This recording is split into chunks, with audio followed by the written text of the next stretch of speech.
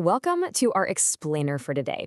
Okay, let's dive right into this absolutely fascinating journey of how human consciousness is actually mapped out on stage. I mean, have you ever sat in a theater or maybe just watched a really gripping drama and wondered how on earth the writer manages to show you exactly what's happening inside a character's mind? It's a super complex artistic problem, and it's one that has evolved across centuries and across entirely different cultures. Today, we're going to look at the inner voice on stage. We'll travel from the poetic structure of Elizabethan England over to the highly stylized action of traditional Japan, and finally arrive right here in the modern era, where we'll actually use machine learning and data science to map a fragmented human psyche. It's going to be an incredible ride. It's literally the ultimate challenge of theater, right? Accessing the hidden, unspoken thoughts inside someone's head. When a character is standing right in front of us, we see their actions, we hear their conversations with other people, but their deepest, most private thoughts, those remain completely locked away. For a playwright, exposing that inner mental landscape without making it feel totally unnatural is a massive hurdle. Honestly, how do you make the invisible visible? Well, for centuries, playwrights leaned heavily on the soliloquy. That's the highly formalized convention where a character stands alone on stage, speaking their deepest thoughts out loud. By using structured blank verse, writers created a direct window into the soul. And this wasn't just a character randomly talking to themselves. It allowed the audience to experience a character's internal debate, their moral struggles, and their raw emotional state in real time. So here is our roadmap. We'll cover the power of the soliloquy, Hamlet versus Chushingura, action over words, Beckett's shattered inner voice, mapping a fragmented psyche, and finally, the universal human condition. Let's kick things off with part 1, the power of soliloquy. Let's look at the structured mind, anchored by the absolute master of the inner monologue, William Shakespeare. Take Hamlet's famous realization, "Now I am alone." With just these few simple words, Hamlet uses the soliloquy to express this deep, highly rationalized inner turmoil. You see, in the Elizabethan revenge ethic, taking revenge was a really complex moral burden. Hamlet uses the soliloquy not to propel the physical action forward, but actually to internalize it. He delays his quest for revenge against Claudius by thoroughly examining literally every angle of a situation, his own hesitation, his philosophical doubts, the whole shebang. The soliloquy is the tool that gives structure to his grief and his intellect. Which brings us to section 2, Hamlet versus Chushingura. What happens when an entirely different culture tackles the exact same dramatic stakes of grief and revenge? Now, what's really fascinating here is the stark contrast between Elizabethan verbal hesitation and the silent, decisive loyalty of the 47 ronin in the Japanese bunraku and Kabuki play Chushingura. In the Hamlet tradition, the revenge ethic is deeply verbalized, producing internal delay through poetry. But in the Tokugawa ethic of 18th century Japan, the mind is largely unspoken. When Lord Enyahangan is forced to commit ritual suicide, his dying command to his chief retainer is shockingly simple: avenge me. That's it. There's no philosophical agonizing over the nature of the universe. The inner state is instead demonstrated through decisive loyalty, honor, and pure physical action. Moving right along to section 3, action over words. In traditional Japanese theater, the soliloquy simply doesn't exist. There's no convention for a character to stand alone and over-explain their thoughts. Instead of monologues, psychological depth is conveyed through highly stylized action, cultural codes of honor, and physical realities, like the mounting of 18th century samurai's swords. The inner voice is translated entirely into external discipline.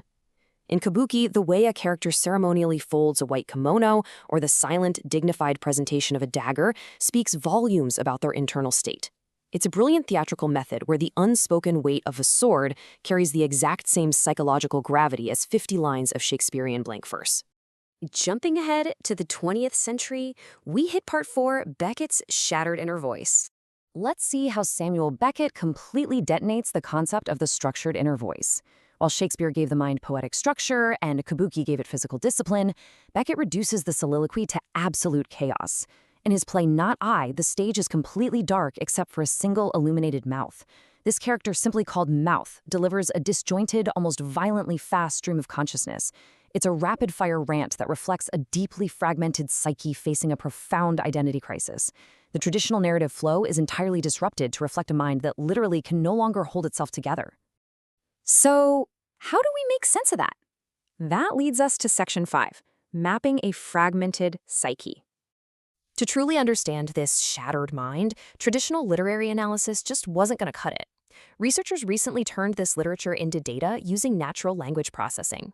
Using a BERT-based transformer model, they ran an emotion detection analysis on the text of Not I. The model revealed that the protagonist's mind is completely dominated by surprise and sadness. Now, why surprise? Because the text is just flooded with exclamation points, interrogatives like when and what, and the constant repetitive use of the word oh. The character is constantly shocked by their own fragmented memories, essentially portraying a mind plagued by Alzheimer's or severe trauma. The sadness and neutrality reflect the bleak, desperate necessity to just keep speaking, despite a total loss of coherent identity. When the AI isolated the top frequency words, it took us straight into the core of the character's existential angst. The NLP system stripped away common stop words and isolated the precise vocabulary of a shattered consciousness. Notice that we aren't seeing words of logic or grand philosophy here. We're seeing visceral, disorienting words. The crucial point is that these words aren't just random.